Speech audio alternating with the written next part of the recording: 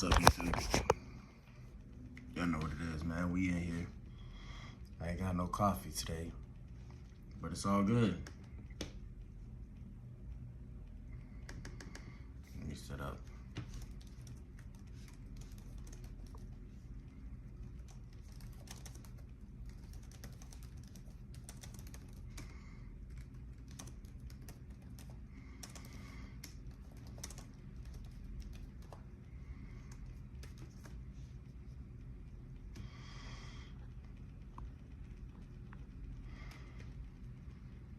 Let's get started.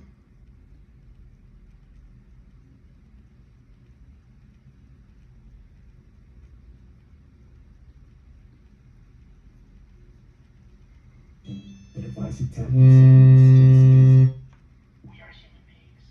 Join the Adam effect. Join the movement. This is the Adam effect.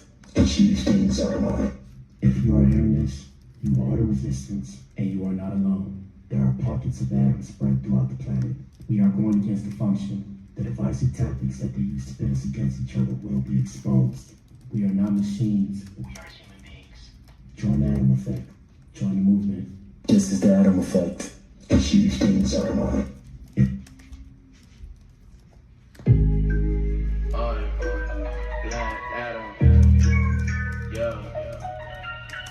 Adam like a cheat, things is looking like it's out of mind. Like when I had my first baby, yeah, her name is Melody.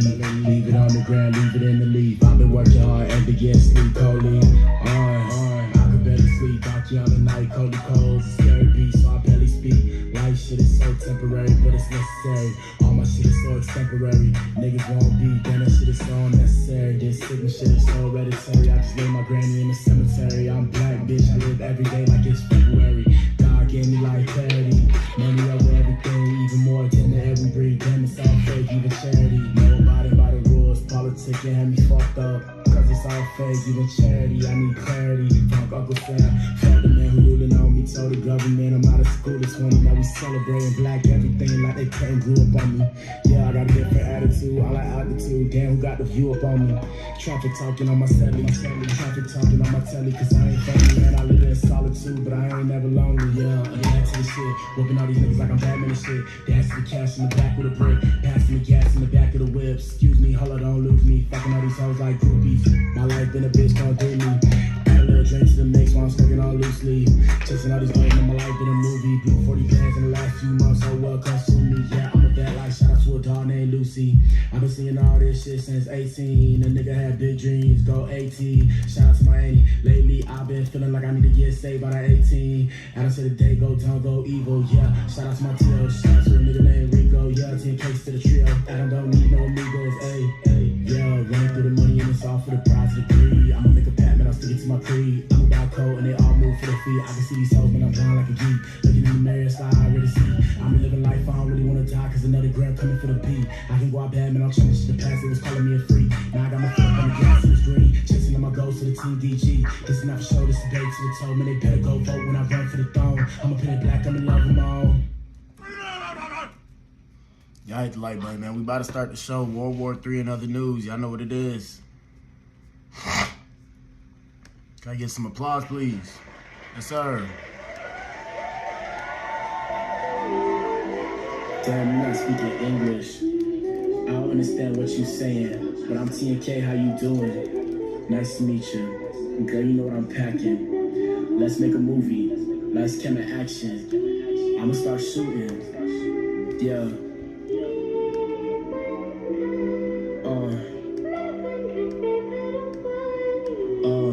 Cloud. Yeah. Hey. You sounding like a melody. I don't understand what you're telling me. Whole different language, whole different melody. Fuck to the gas, roast and I'm pedaling. I'm still meddling, that's too long. Hands are selling, I'm chilling with melody. Girl, you my melody.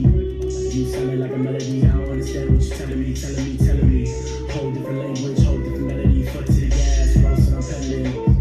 I'm still meddling, but for too long. Hands are selling, I'm chilling with melody. Girl, you my. I don't even know what this girl's saying now. But she had to get a quick fix, good dick. Sick shit, ass so fat, cut shit thin. Girl, you ain't know I like you, gonna wife you. Shit so cool, color ice cube. Gonna show you honey with the ice too. Don't forget T, man, don't forget T and K. Watch for you against this, all you do is slay. Trying to get paid, baby, trying to get paid. I don't wanna fall, but I already did. Exchange your heart with the kid. Damn, I got hurt again. Why I always trip, man? Why I always trip? You sounding like a melody. I don't understand what you're telling me. Whole different language, whole different melody. Fuck to the gas, roast and I'm pedaling. I'm still meddling, gone for too long, had to start settling. I've been chilling with melody, girl, you my melody. You sounding like a melody. I don't understand what you're telling me. Whole different language, whole different melody. Fuck to the gas, roast and I'm pedaling.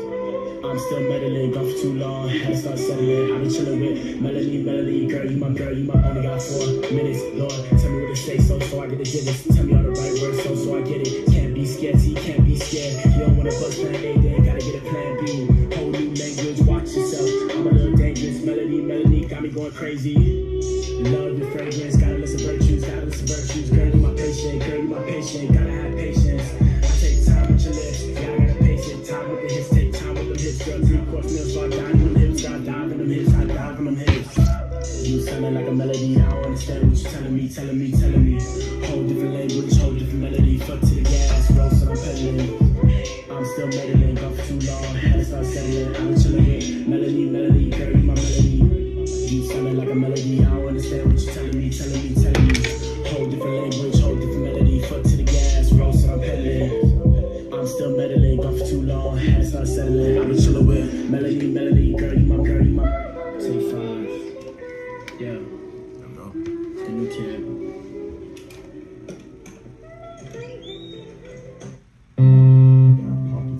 Alright, man, y'all know what it is, man. We in here. Shout out to everybody in here and that's passing through.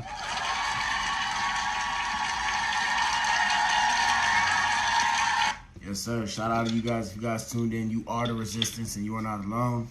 There are pockets of atoms spread throughout the planet. We're going against the function. The divisive tactics that they use to pit us against each other will be exposed. We are not machines. We are human beings. Join the Atom Effect. Join the movement. If this is the Atom Effect, achieve things out of mind. You guys are now tuned in to the Black Pill. Yes, sir. Yes, sir. And my bad, y'all. I went to bed late last night. That's why I wasn't in here a little earlier. I was in bed at like 3. But y'all know what it is. Today's Friday. Shout out to Friday. What's up for the weekend? If y'all want to, y'all can comment what y'all doing for the weekend. But today, as per usual, we're talking about World War III and other news. And we do that with Coley Blues News. Shout out to Coley Blues News. So for those of you who come through and are new here, and then you get the playback, we have our segment called Coley Blues News, and that's really what we're doing today. And Coley Blues News, we discuss the news from an independent journalist standpoint. Of course, Black Adam, myself. I hate to refer to myself in the third person. That's kind of weird. But yeah, I'm the independent journalist. I'm a civilian like you guys, so I've been researching this stuff and making sure we get the information out to the people. Shout out to the people, because we the people are the journalists. My bad, y'all. Somebody text me. Anyway, so like I said, Coley Blues News. Let's get it started. Let me set up.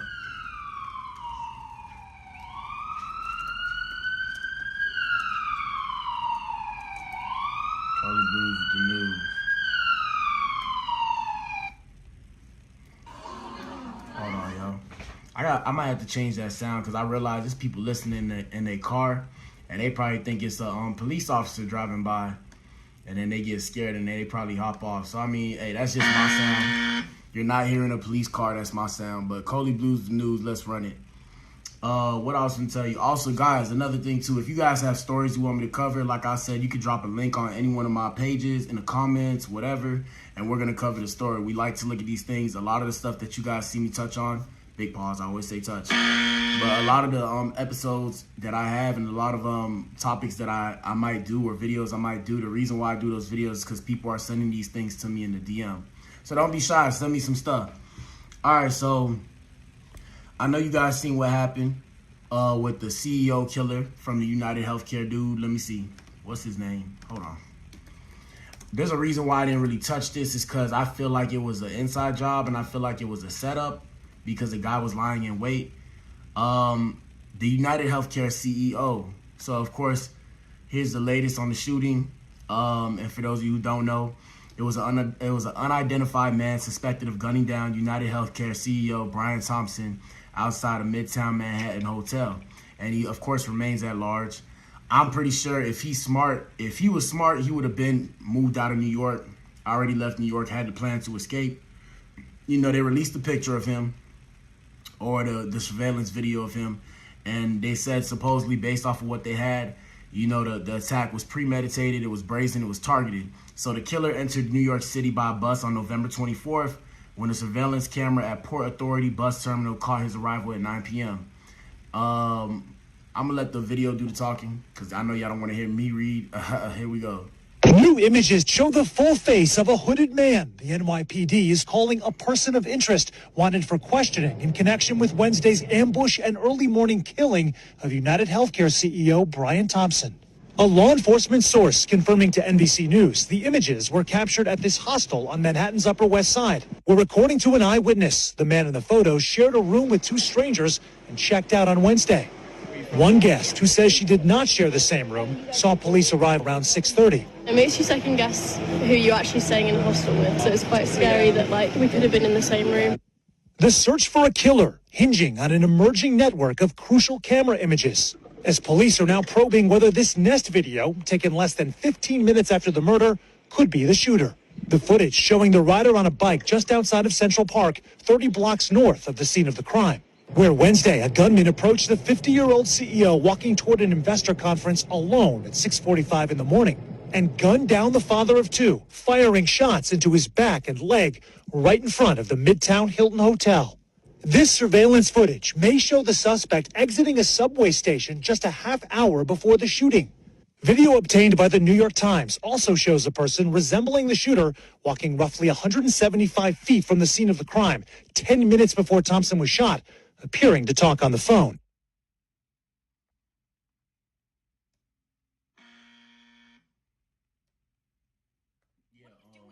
Yeah, my ninjas, you know what I say. Hey, man, y'all got to be careful who y'all piss off, what y'all do. Y'all always got to be mindful. We live in a society now where people are weirdos.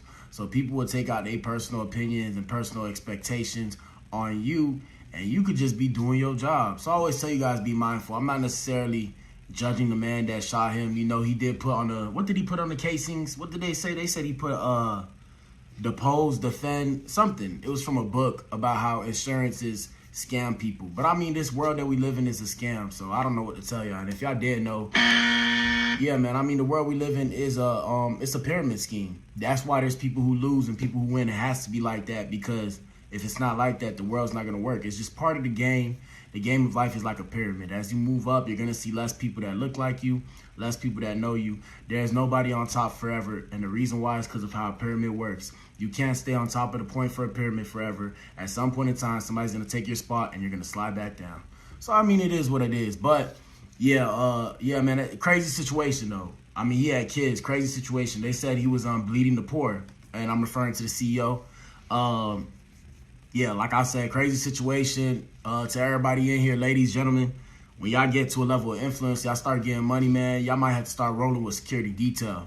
Because out here, police can't really, I'm not going to say the police can't protect you. Shout out to the police. Yes, sir.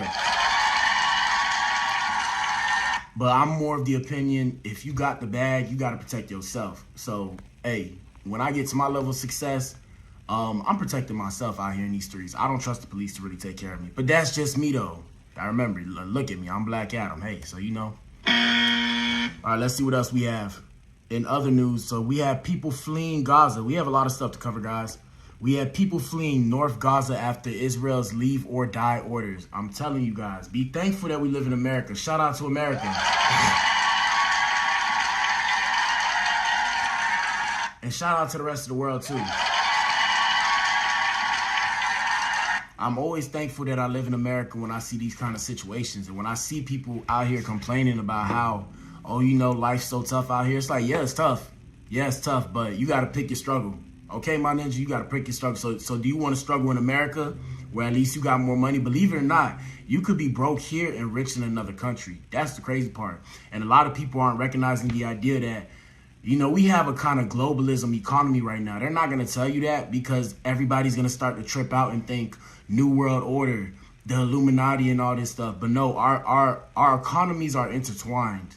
And that's why all these things are happening. They're trying to gain more power. Certain people are trying to gain more power. Think about it. We have the United Nations. You feel me? So when everybody thinks, oh, you know, all this stuff is so hard here, it's like, my ninja, take your stuff, go move to another country and see how hard it is. But here we go.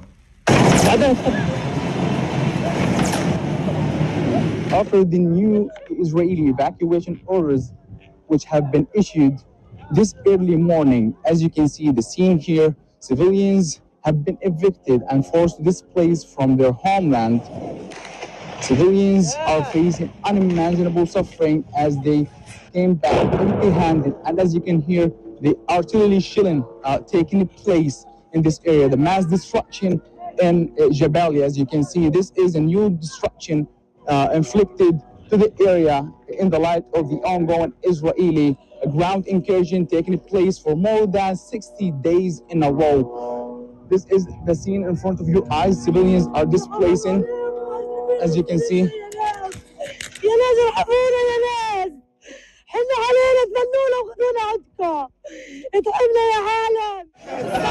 This place grows more desperate as the new evacuation orders and more further internal displacement taking place in northern Gaza governorate.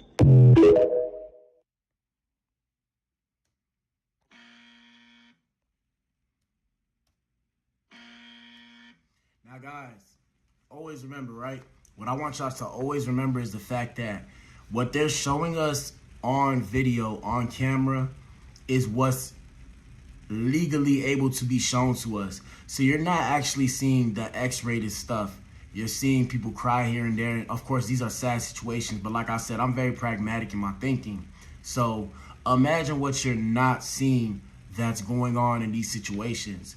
Remember, you know how in America we have mental illness. Shout out to everybody struggling with mental health. Y'all go get yourselves checked out. Go speak to a therapist, right?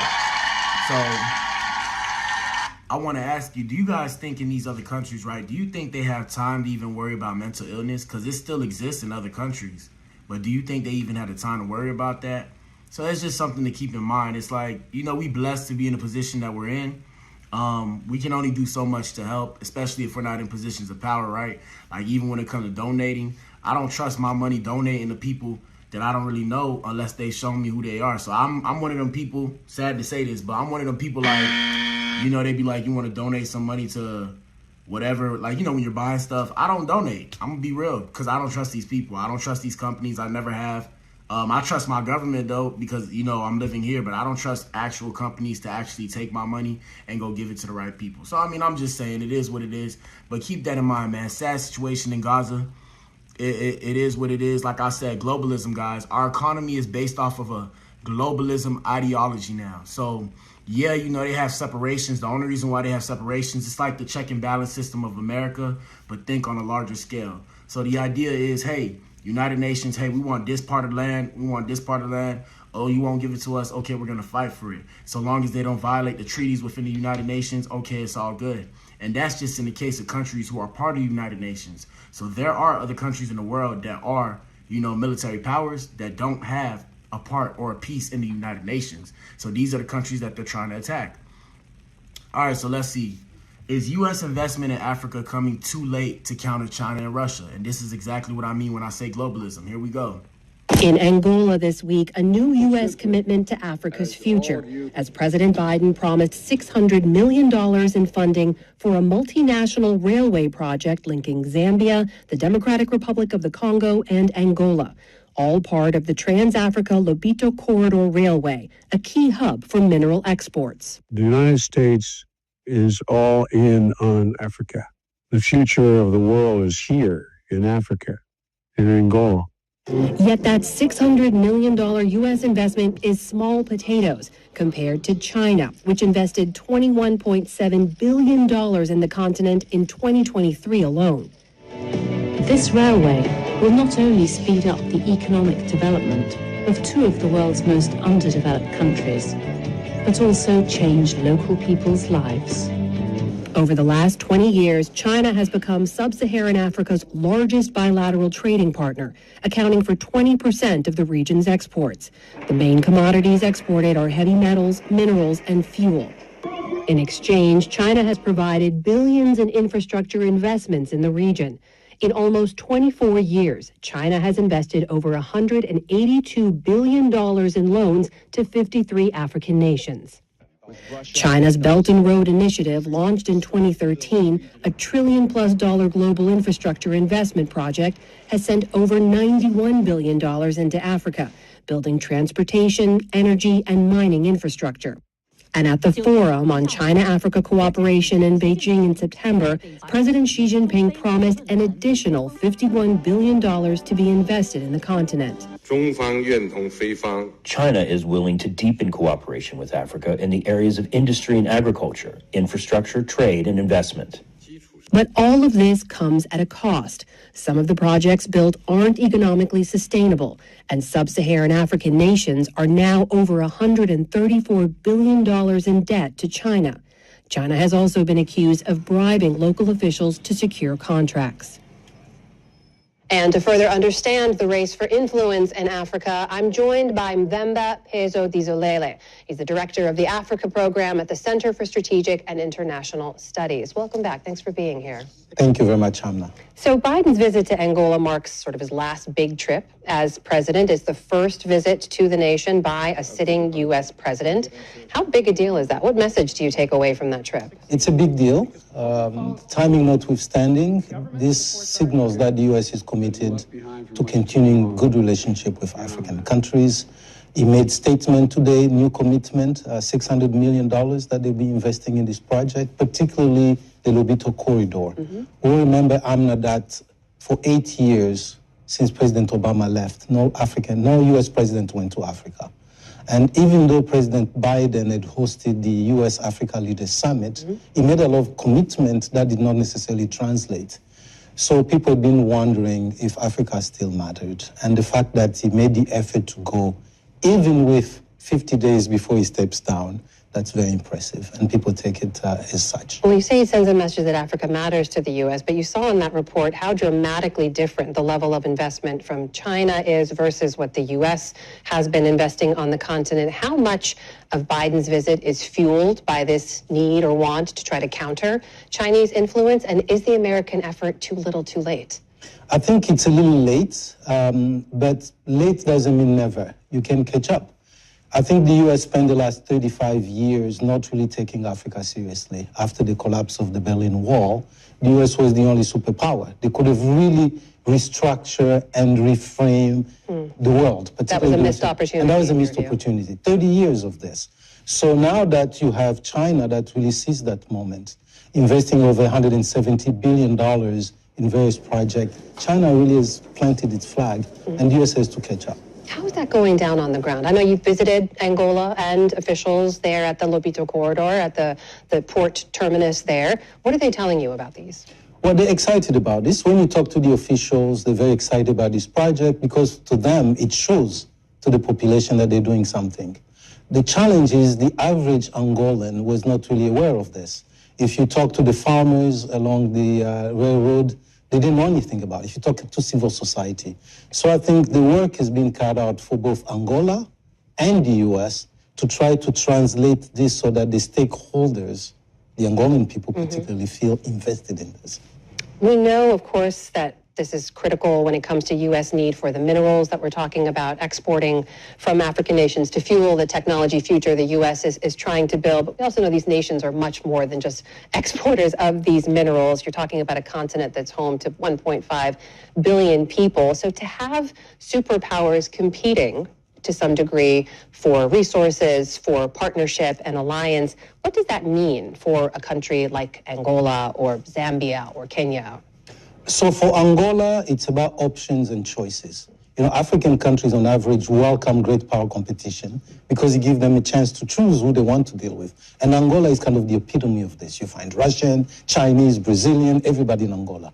However, I think the big challenge for the U.S. will be, because the U.S. sees China as an adversary and vice versa, they cannot, neither China nor the U.S. can afford to do this thing without collaborating. China controls the mines. So if the U.S. is going to evacuate these products out of Congo and Zambia, to this railroad, the Lobito corridor. But if the Chinese control the mines, so the Chinese still have a leverage, they can block the mines and to push it towards the Indian Ocean, which is the traditional way they've been taking the resources as well. So you cannot avoid this collaboration. In fact, when I was in Angola, just a quick story, I was talking to the board of the Benguela Railroad, and they told me, recently we ordered 100 locomotives from China. I say, why just China, not America? They say, well, but we asked the Chinese to put GE engines in those locomotives. So that's already a prime example of collaboration. The GE engines couldn't get there without approval from the State Department or Department of Commerce. Well, as you know, these investments that President Biden is making now only really make a difference if they're continued by the next administration. The incoming President-elect Trump, has a very different worldview than the outgoing President Biden. Do you see those investments like this railway corridor being continued by the next administration? That's the question we're all asking. But we know a couple of things about President Trump. We know that he's keen on counteracting China. So this is an opportunity for him to do that. The challenge, as I said, it's not going to be easy because China is deeply involved in these countries. But then, two, the question that we ask also is, when President Trump chooses to counteract China, will he punish China or will he punish the Africans for partnering with China?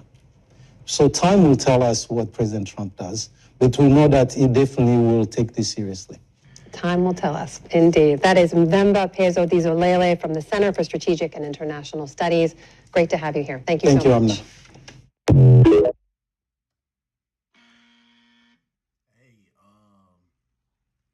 Yeah, man, that was heavy. Shout out to everybody in here. If for people who miss it, y'all can run it back and y'all can hear what he had to say. Yeah, man, he said a lot, and that was a great question. So shout out to Trump. Shout out to President Trump. Yes, sir. Trump's going to be in office January 20th, I believe, is the inauguration. Yeah, he made a good point. He said, is Trump going to punish China for being involved with Africa or punish Africa for being involved with China? And one thing about it that I always tell you guys is we're watching, and I'm not racist when I say this. I be joking. I'm serious about the money. I only like the color green, though. Let me put that out there. But, we're watching different forms of white men play a chess game on a world board. So when y'all put it into that perspective, it's like imagine a piece of pie, like everybody just wants a piece of the pie. So think like Ukraine with Russia. Russia wants a bigger piece of the pie. Think when it comes to Africa, how they were talking about China and how the U.S. wants to enter into Africa now. And really, we're doing that not necessarily to help the people, but of course it's a give and take kind of thing. So it's like, hey, if we give you our resources, you got to put infrastructure into our communities. And they can honestly take the resources, but now we live in a situation where globally we can see them if they try and do that, which is why they can't actually go in and take the resources. They'd have to create a certain idea as to why, we're going into Africa and we're going to war because of this and that, which they can orchestrate if they wanted to, but it's probably too much work. So they rather create public relations. Another reason why they're creating public relations with Africa is because, like they just said, China already has public relations with them. Hence the name of the video, or the title of the video, why is America too late in trying to build relations with Africa? I'm not going to say it's too late because America still is the #1 superpower. But always remember, when these countries go into other places that are disenfranchised, as we would like to say, the reason why they're going there is for the resources. And like I said, it's a give and take kind of thing. It's like, hey, we'll mine and give you our minerals so you can push and further your agenda and your technology. But you have to bring this technology back to our country. So it's something to think about. But shout out to Joe Biden. Joe Biden's a gangster, guys. And I don't mean a cool gangster. I'm talking about this ninja single-handedly almost started World War III by himself. So, yeah, Joe Biden's a thug in my book. He's a thug. He's dangerous. I know it's crazy coming from a person my color, big pause, but hey, it is what it is. So, Trump administration prepares to inherit a world in conflict. World War III, my ninjas. World War III. I can't believe we made it. Hey, man, just so y'all know, if they ever hit that buzzer, right? If they ever hit that buzzer, hey, I love all you guys. I love this world. Shout out to God. I love God more than I love the world, so it's all good. I ain't tripping. Here we go. Deal between Ukraine and Russia, potentially allowing Russia to keep territory it already occupies. Something Ukraine's President Vladimir Zelensky has recently softened his stance on, but would likely ask for security guarantees from the United States and NATO. Then there's the possibility of China invading Taiwan. Beijing considers Taiwan a breakaway province that is an inseparable part of China and promises to rule the country one day by force if needed. During his first term, Trump bolstered U.S.-Taiwan relations by increasing arms sales to Taiwan and approving high-profile diplomatic exchanges, which Beijing strongly opposed. His hardline economic stance on China also signals a willingness to support Taiwan. But Trump has also been critical of U.S. spending on Taiwan's defense and accused the country of taking U.S. jobs in the semiconductor industry, which can be found in everything from phones to missiles. And Taiwan produces about 90% of the world's supply. The bigger fight is over tariffs now than it is over any kind of military conflagration. And of course, there's Mexico and the southern border as well, which you touched on there, Marky. But President-elect Trump and Mexico's president, we do know, spoke last week. As a result, Trump has threatened, while he was there for that conversation, crippling tariffs if Mexico does not stop drug smuggling as well as illegal immigration.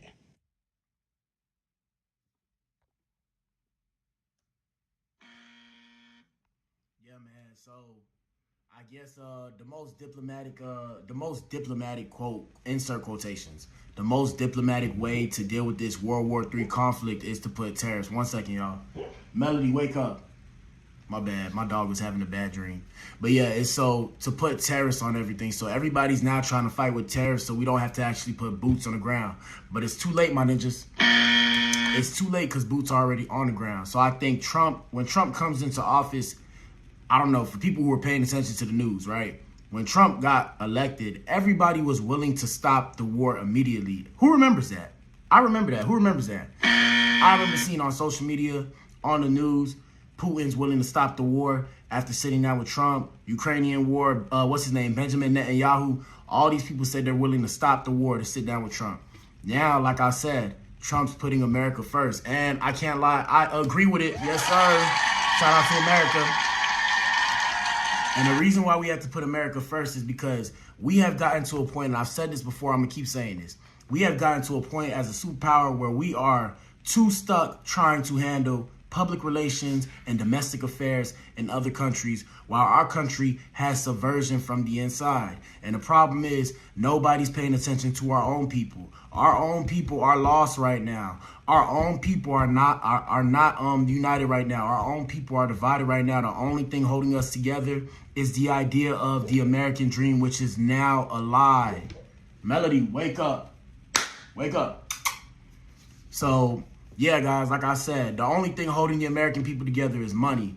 Back when I was coming up as a youngin', right, the thing that was holding America together was unity, being united under America. We all had this idea of the American dream. But guess what? It was more than a dream. It was the fact that we were all American, we were all here, and we were proud to be an American. What happened to that? What happened to that? So, yeah, that's why Trump coming in there. And even though he's inheriting a world conflict, even Trump wants to go to war. He wants to put in a soft invasion in Mexico. I actually talked about that the other day. We talked about that on the Black Pill. Like I said, we're going to keep you guys updated. But it's just a lot of things that play here because the reason why we say World War III has already started when it comes to the Black Pill, when we talk about it here, the reason why we're saying that is because there are multiple wars being fought right now on a global scale. So let's see. Ukraine and what's going on? Ukraine and Russia.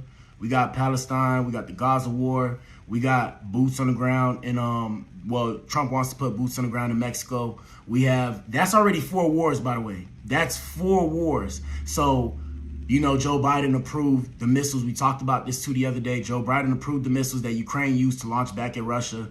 Russia came out and said they're going to retaliate against the U.S. because they feel obligated to, right, to make a statement. So that's going to be a 5th war. Now we go into Africa. Let's say we're fighting with China for the resources of Africa because China was there first. But, you know, one thing about being American, we like to let our nuts hang. We like to drop our dick on somebody. Y'all heard me say it here first. So when it comes to that, that's about to be 6 wars being fought on a global scale. When you put that together, is that not a world war? I'm confused. Just because we're not using nukes doesn't mean it's not a world war. Let's see what else we got. Lightning storm sweeping across the Great Lakes right into the Northeast. 64 million Americans on alert at this hour from Michigan to New York, all the way up to Maine. Blizzard conditions. Look at this from Erie, Pennsylvania tonight. Warnings of winds gusting near 80 miles per hour in some places and dangerous winds in New York City, Philadelphia, and Washington, D.C. Here's Trevor Ault. Tonight, howling winds and blowing snow creating life-threatening conditions for millions from the Great Lakes to the Northeast. In New Buffalo, Michigan, the man recording this lake effect whiteout calling the conditions insane. Nearby on Lake Michigan, massive waves towering over this lighthouse. In Erie, Pennsylvania, zero visibility. Highways, a graveyard of abandoned cars and trucks. The National Weather Service warning of gusts up to 80 miles an hour. West of Philadelphia, police say high winds likely caused a tree to come crashing down on this SUV, killing a 30-year-old mom, her daughter taken to the hospital. In New York State, authorities say 2 people in Erie County have died from heart attacks after shoveling snow. The system dumping nearly 8 inches of snow near Springfield, Massachusetts, more than enough for school officials to delay or cancel classes. This time lapse showing the front storming into New York City, high winds even taking down the Christmas tree outside the West Virginia State Capitol building in Charleston. And David, the winds are so severe, the FAA had warned it was going to be a difficult day for airports all over the Northeast. And we've seen significant delays around New York City and up in Boston. These winds are howling, David. Tough to fly in that. Trevor Ault with us. Trevor, thank you. Yeah, my ninjas. What are you doing? Yeah, it get real in the field, my ninjas. Shout out to all our truckers of America. Yes, sir. Yes, sir. Shout out to the truckers, man. Y'all know I used to be a trucker. If you see a driver, tell a driver thank you, because if you didn't have these truckers here, we'd all be dying with no food. But yeah, everybody be safe out there on the roads. Regular civilian drivers, commercial motor vehicle drivers, y'all be safe in the road. Truck drivers, pre-trip and post-trip, y'all make sure y'all got y'all fluids. Y'all make sure y'all got y'all stuff. If y'all got to put yourselves on weather shutdown, call up the people. Make sure you put yourself on weather shutdown, because it's going to get real these next couple months. Even in Texas, they're saying it's going to be colder this year, believe it or not. They're saying it's going to be colder this year than it was last year. Even right now, it's cold. I'm chilling. I got the heater up to 80 degrees. Yes, sir. Y'all know I'm from Miami. But shout out to Texas, though. Yes, sir. All right, let's see what else we got. Authorities say a man is dead after opening fire on children. Hey, another thing, too. If you feel like you're going through something, this going to ruffle some feathers. If you feel like you're going through something, my ninja, take it out on yourself. Don't take it out on the kids. The kids ain't got nothing to do with you. Take it out on yourself, bro. Thanks. That was from my management. Thank you. News from Northern California at this hour. We have learned of a shooting at an elementary school in Butte County. Reports an adult firing shots at students. At least 2 students raced to the hospital. ABC's Melissa Adam with late reporting now from California. Tonight, authorities say a man is dead after opening fire on children at an elementary school in Butte County, California. Shots fired, 27 Cox Lane between Highway 70 and Simpson Road. The calls to police coming around 1 p.m., authorities racing to the scene. At the Feather River School of Seventh-day Adventists in Palermo, California, about 10 miles outside Oroville, officials say 2 male students aged 5 and 6 were shot and wounded and taken to the hospital. The shooter had met with the principal just today to enroll a student. A few minutes later, screams and shots were heard. Authorities finding the suspected shooter near the playground, dead of a self-inflicted gunshot wound. The small school of some 35 students put on lockdown. The children taken to a nearby church to reunite with their families. David, we're told that the FBI is now investigating this situation. Melissa. I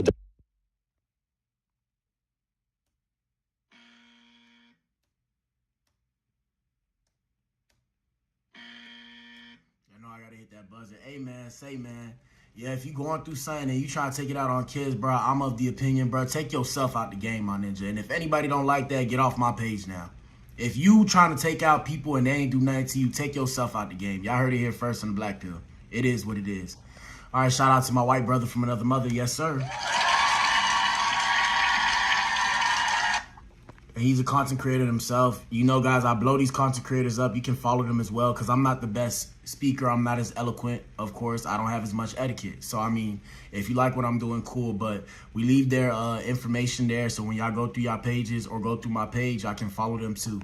So breaking news, major LA Times news. Here we go.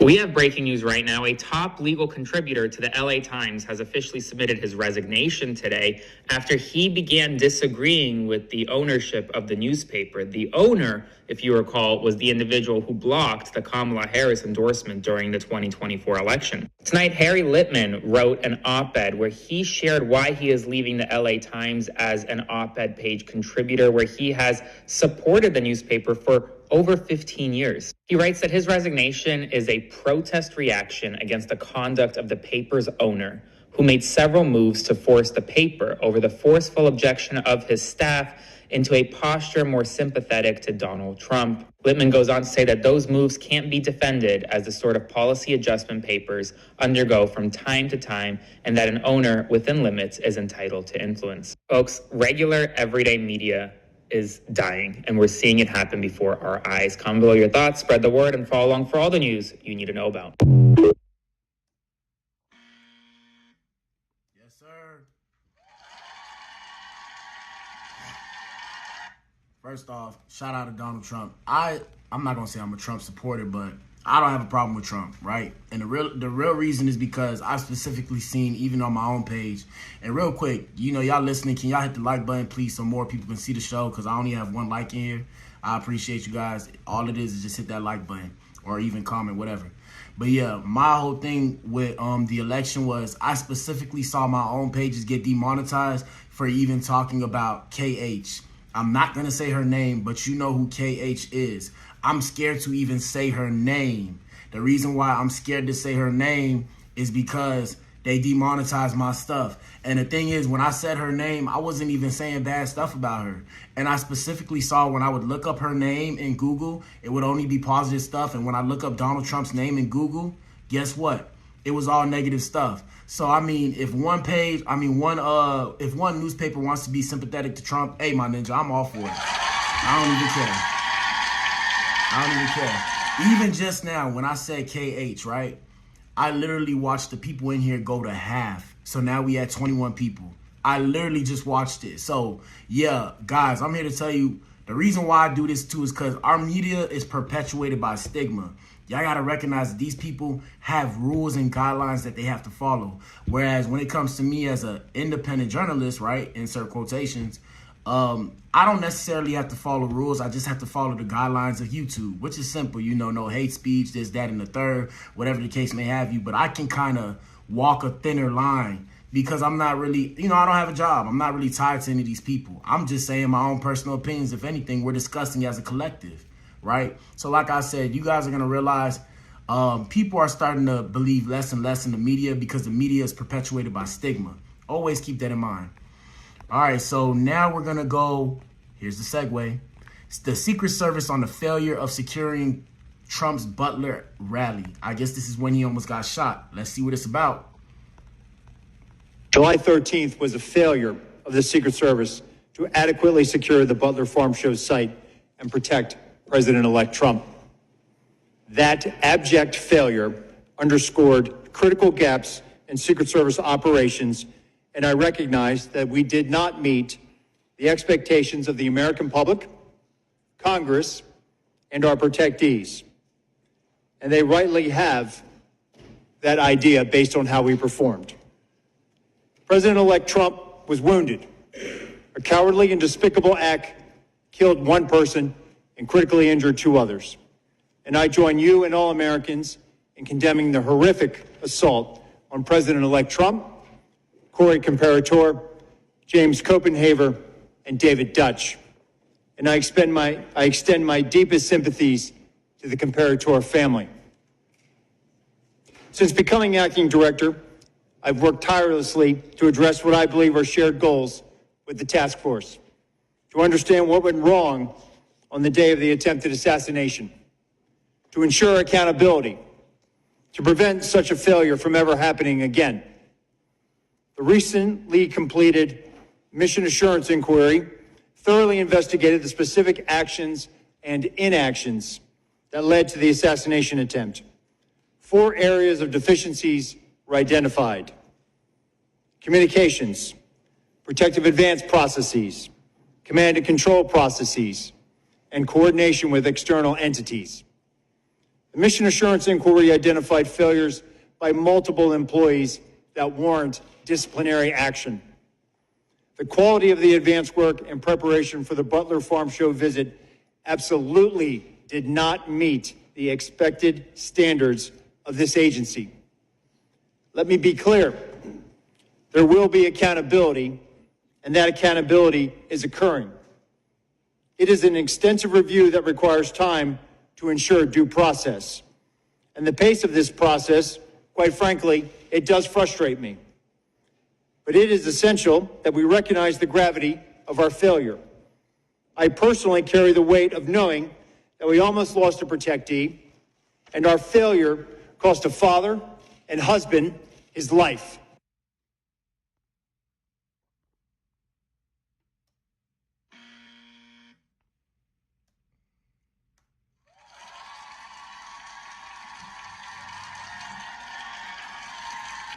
Yeah, my ninjas. Yeah, this was a big deal. And the even bigger deal, right, was the fact of how everybody acted like this was normal, that people are trying to assassinate him. It doesn't matter what he says. It's like nobody actually cared. Like, y'all do realize there were multiple assassination attempts on Donald Trump, right? Like, multiple. Now, like I said, now let's flip over to the other party. Like, if the other party had the same instances, it would have been blew up throughout the news. The second assassination and I think third assassination attempt that happened, and y'all can go check it out, it's in the news, right? Nobody even talked about it. It was just a regular day. Everybody went about their business. And that just goes to show you the state of the American mind. Everybody acts like it's normal. It's like, bro, we're literally desensitized from actual reality at this point. Your commander-in-chief, well, I mean, back then he wasn't a commander-in-chief, but he almost got assassinated multiple times, and everybody just went about their lives and didn't think, whoa, this is kind of serious. Crazy shit, man. Even think about it. There's a reason why they tried to assassinate him multiple times. I'm of the belief, I'm not even going to say it, because they're going to turn around and sue me. I'm not even going to say it. But back to World War III, let's see. Gaza. Let's see what's going on here. Tonight, Israel and the U.S. are pushing back on new accusations of a genocide in Gaza. Amnesty International made the case in a scathing report. The world's largest human rights group claims Israel is weaponizing humanitarian aid by preventing deliveries of supplies. CBS's Deborah Patel reports on one woman's struggle to find food in a war zone. Each morning, Jamalat Wadi heads out in search of food for her family of 13. This is what her life is like every day now. Angry crowds fighting for a precious lifeline. Bread, it's like gold and almost as expensive at $10 a bag, up from just $1 before the war. We need to eat. We're exhausted, pleaded Wadi. Stop this war and let the aid in. Once again, she returns to her makeshift tent empty-handed. On this night, all they have is a single bowl of lentils to share. The youngest eat first. In the north, Israel has allowed virtually no aid in for 2 months, turning down 82 of the 91 delivery requests made by the UN. And in the south, there's a trickle getting in, but it's nowhere near enough. Hunger has spread everywhere. Here, a sea of kids jostle outside a soup kitchen, all starving. Everyone has to pitch in. 11-year-old Zaina Juha's task was to wake up at dawn and come to this bakery to try and get bread for her family. One day, she did not come home. Young Zaina had been crushed and trampled to death in a crowd like this one. Why did she have to die in such an ugly way, her mother Karima said. She was covered in bruises, red and blue, all over. The world looks at us, at Palestinians, and all they see are terrorists, her father Ahmed said. We're not terrorists. We just want to survive. He will never forgive himself for not being able to protect his daughter. Deborah Patter, CBS News, East Jerusalem.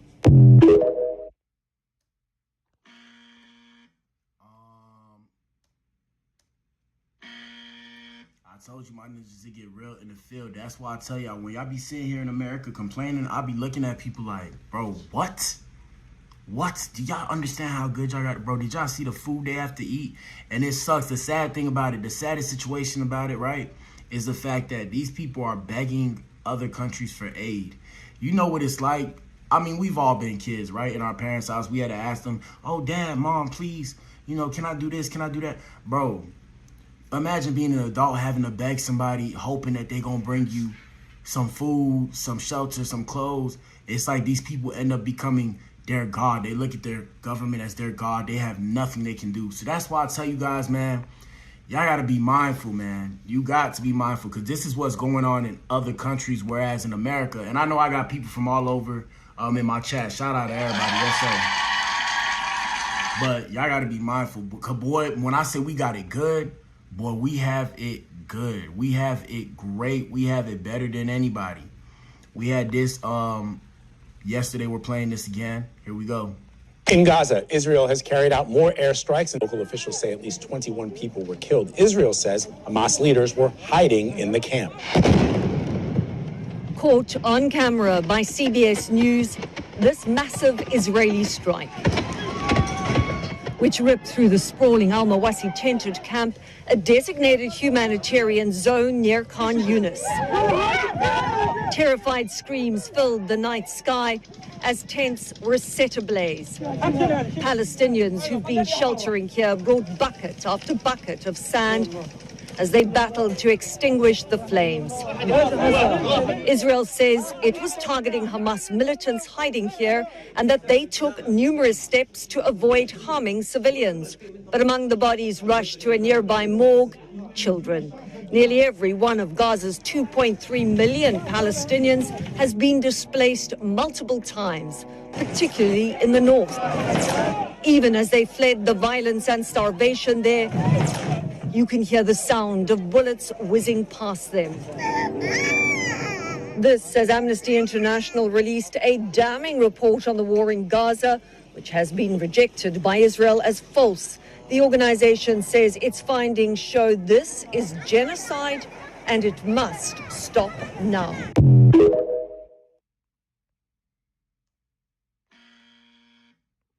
And look, you see, you want to know the sadistic part about it, right? The sadistic part about it is the government will sit there in your face and tell you this is not going on. So that's what I call gaslighting you to oblivion, my ninja. So these people got you thinking, they got us thinking that none of this is going on when we have proof. We literally have video proof. So like I said, man, it's just something to keep in mind. This shit is weird. We live in a crazy world, but all we can do, be thankful for where you at. And like I said, thank God that you're blessed to be in the situation that you're in. Your problems. I heard this saying before. Somebody said, if we were to all put our problems on the table, everybody would take back their own problems. So always remember that. I'm trying to see if I can find some other videos. When it comes to Russia, Tucker Carlson lands in Moscow to stop World War III and prevent a nuclear catastrophe that could massacre millions of people. Here we go. In the week since we left Russia, Moscow, where we are now, in February, after interviewing Vladimir Putin, we've watched from the United States as the Biden administration has driven the U.S. ever closer to a nuclear conflict with Russia, the country that possesses the world's largest nuclear arsenal. It has accelerated ever since, and it's reached its apogee so far in the weeks after Trump's election. He's now the president-elect. In that time, just a few weeks ago, the Biden administration, American military personnel, launched missiles into mainland Russia and killed at least a dozen Russian soldiers. So we are, unbeknownst to most Americans, in a hot war with Russia, an undeclared war, a war you did not vote for and that most Americans don't want, but that is ongoing. And because of that war, because of the fact that the U.S. military is killing Russians in Russia right now, we are closer to nuclear war than at any time in history. Far closer than we were during the Cuban Missile Crisis. That would mean the elimination of Russia, the United States, and most of the rest of the world. We felt there must be someone behind the scenes in Washington working to make sure that this conflict doesn't become a nuclear holocaust. But we found out that no, in fact, there is nobody. Tony Blinken, the current Secretary of State, cut off all contact between the U.S. and Russian governments. There is no back channel, there is no conversation, there hasn't been for more than 2 years. That's shocking. Meanwhile, most Americans have no access to any perspective other than that granted to them by NBC News and the New York Times. They don't know how close we are. They don't know the Russian perspective. We've been trying for over a year to get that perspective out to American news consumers. We've also tried for over a year to get an interview with Zelensky, the president of Ukraine. We've attacked that from a bunch of different angles. We've spoken to a lot of different people around him, had dinner with them. We've been in talks continuously, and those efforts have been thwarted by the U.S. government. The American embassy in Kiev, which our tax dollars pay for, told the Zelensky government, no, you may not do the interview. You can talk to CNN, you can't talk to us. So we've been unable to speak to him. So we came back to Moscow yesterday to interview the foreign minister of Russia, Sergei Lavrov, the longest serving foreign minister in the world. He's been a part of this government for 25 years. He's been in the diplomatic corps for over 40. And ask him, where exactly are we? Are we headed toward an unprecedented conflict between Russia and the United States? Is there any way to peel Russia back from the east, from the sphere of China, back into the west? Is that alliance permanent? And does the election of Donald Trump mean an end to this war, which is reshaping the world, the U.S. economy, the global economy, and risking the life of every person on this planet? Is that possible? We just walked out of that interview. It's absolutely fascinating. It's coming very soon. We hope you'll watch.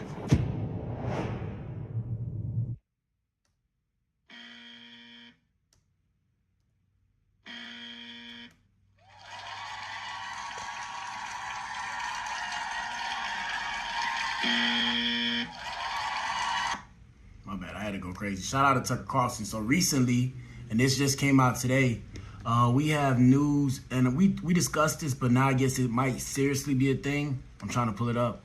So they say Russia may be and this came out an hour ago, by the way. So it came out December 6, 2024 at 11 p.m. or 11 a.m. p.m. I guess they mean, I don't know. Anyways, it says it came out an hour ago.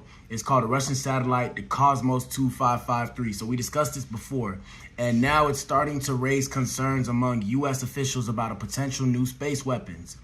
The officials told New York Times that the satellite, currently in a high radiation graveyard orbit, may be carrying a dummy warhead and testing components for a device that can destroy numerous satellites.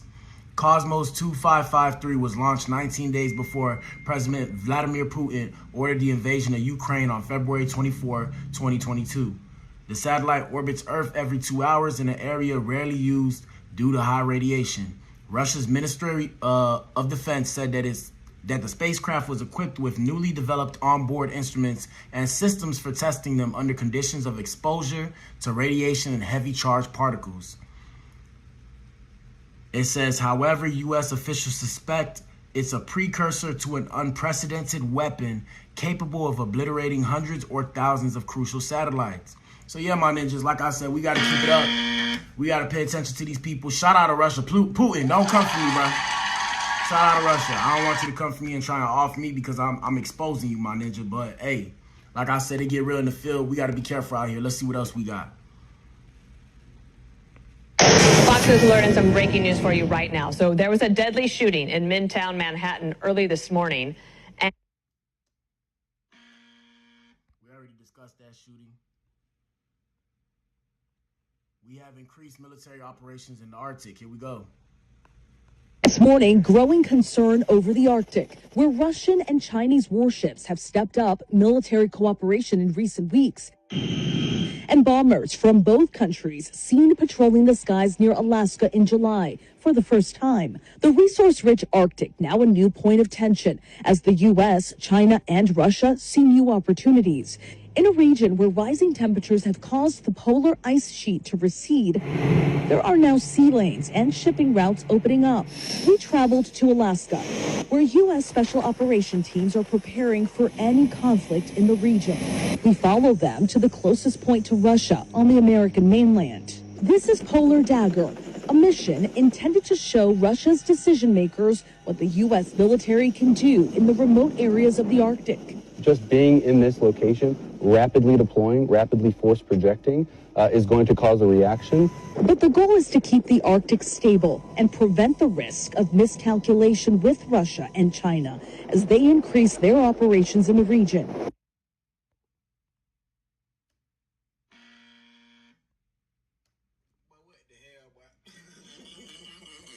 I told you ninjas, World War III, so we literally have to go insert ourselves. We literally have to go insert ourselves into certain situations just to make sure war doesn't break out, so somebody doesn't overstep their boundaries or somebody doesn't overstep their territory. But it is an hour, guys. I've been in here an hour. Shout out to everybody. Like I said, man, everybody hit that like button. We appreciate you. We're trying to push this message to other people. Like I said, man, I stream twice a day. I'm gonna be in here later. For everybody that comes in now, yeah, y'all just missed it though. But shout out to you. Y'all just missed it. Y'all just missed it, right? But you can always you can watch the playback, you can roll it back, you'll get everything that we talked about. And yeah, shout out to everybody taking this dose of reality with us. Yes, sir. The Black Pill. And two things I want to tell you guys always, like I said, question everything because we can't believe everything that everybody tells us, because at this point, everybody's trying to get over on us. So yeah, question everything, okay? Second thing is stay informed. Stay informed. I know it's kind of tough because we all have our own lives that we're living, but stay informed. You got to stay informed on what's going on around you, because if you're not informed on what's going on around you, how can you prepare in case something was to go down? For example, let's say there was a nuclear bomb that was supposed to come and hit America. If you don't stay informed, you just never know. If you didn't watch the news, you just never know. I'm not saying the news per se. I'm saying, like, listen to the radio, do stuff. We already have our lives that we go through, in our day-to-day lives. We might not have time to do that, but find the time to stay informed. We're living in the greatest time period in American history. Yes, sir. And really in global history. We're living in a time now where, especially in America, we have a free flow of information for the most part, right? They do demonetize people and all this shit, but we have a free flow of information. So the information's out there if you're willing to go find it. With that being said, shout out to everybody that pulled up in here, man. Y'all hit that like button. I'm back in here later for the Nightmare Before Christmas. So y'all take care, man. Peace. Y'all be safe. Stay safe.